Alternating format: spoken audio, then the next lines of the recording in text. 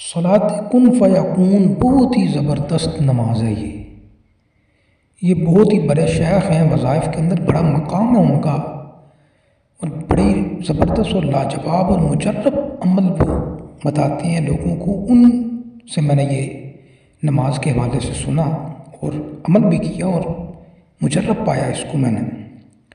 بڑی آسان ہے، جس کو بھی کوئی حاجت ہو، کسی قسم کی بھی حاجت ہو، A to Z یہ اس نماز کے اندر بند کر دیا گیا ہر چیز کو، کوئی بھی حاجت ہو۔ 2 رکعتیں آپ نے کیسے پڑھنی ہیں توجہ سے سن لیں۔ 2 رکعتیں آپ نے پڑھنی ہیں حاجت کی نیت سے، اور کوشش کریں کہ یہ تہجد کے وقت آپ پڑھ لیں، نہیں تو دن کے کسی بھی حصے میں اگر میسر ہو تو پڑھ لیں، لیکن کوشش کریں کہ تہجد کے وقت یہ پڑھیں، حاجت کی نیت کر لیں۔ پہلی رکعت میں آپ نے سورۃ فاتحہ پڑھنی ہے، اور سورۃ فاتحہ سے پہلے بسم اللہ پڑھ لینی ہے۔ اچھا، سورۃ فاتحہ پڑھنے کے بعد آپ نے 10 بار سورۃ الکافرون قل یا ایھا الکافرون لا اعبد ما تعبدون مکمل سورت پڑھنی ہے، 10 بار پڑھنی ہے، اور ہر بار بسم اللہ الرحمن الرحیم ساتھ ضرور آپ نے ملانی ہے۔ ٹھیک ہو گیا۔ دوسری رکعت میں آپ نے پھر سورۃ فاتحہ پڑھنی ہے، لیکن بسم اللہ ضرور ساتھ ملانی ہے، اور 10 بار سورۃ الاخلاص پڑھنی ہے۔ اب سورۃ الاخلاص کے ساتھ بھی آپ نے بسم اللہ الرحمن الرحیم ضرور پڑھنی ہے۔ اچھا، اس کے بعد باقی نماز معمول کے مطابق آپ نے پڑھ لینی ہے، یہ 2 رکعتیں آپ کی مکمل ہو جائیں گی۔ جب آپ سلام پھیر لیں، سلام پھیرنے کے بعد سجدے میں چلے جائیں۔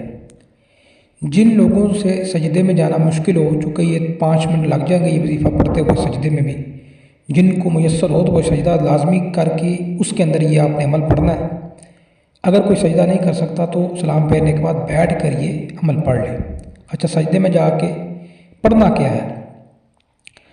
5 وظیفے آپ نے پڑھنے ہیں، بڑے ہی آسان ہیں۔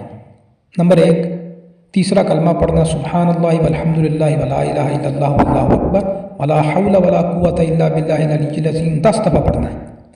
دوسرے نمبر پر آپ نے درود پاک پڑھنا اللہم صلی علی محمد کما تحب و ترضی 10 دفعہ پڑھنا ہے یہ بھی سجدے میں۔ ٹھیک ہے، سلام پھیرنے کے بعد سجدے کے اندر جا کے آپ نے یہ پڑھنا ہے۔ تیسرے نمبر پر آپ نے پڑھنا ربنا آتنا فی الدنیا حسنۃ وفی الآخرۃ حسنۃ وقنا عذاب النار 10 مرتبہ پڑھنا ہے۔ چوتھے نمبر پر آپ نے یا ارحم الراحمین 10 دفعہ پڑھنا ہے۔ پھر 5ویں نمبر پر یا ذا الجلال والاکرام یہ بھی 10 دفعہ پڑھنا ہے۔ اسی ترتیب سے آپ نے پڑھنا ہے۔ میں کوشش کروں گا کہ اسکرین پر بھی آپ کو یہ سارا کچھ ہو۔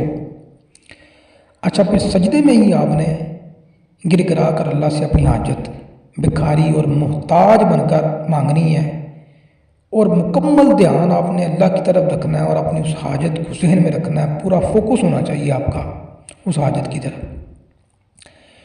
تو جتنا آپ کا زیادہ دھیان ہوگا، توجہ ہوگی اللہ کی طرف، اپنی اس حاجت کی طرف زیادہ فوکس ہوگا، اور جتنا زیادہ آپ بھکاری اور محتاج بن کر اللہ سے مانگیں گے، یقین کریں یہ صلاۃ کن فیکون یہ ایسی نماز ہے، ایسی 2 رکعتیں ہیں حاجت کی کہ یہ آپ کو کفایت کر دیں گی۔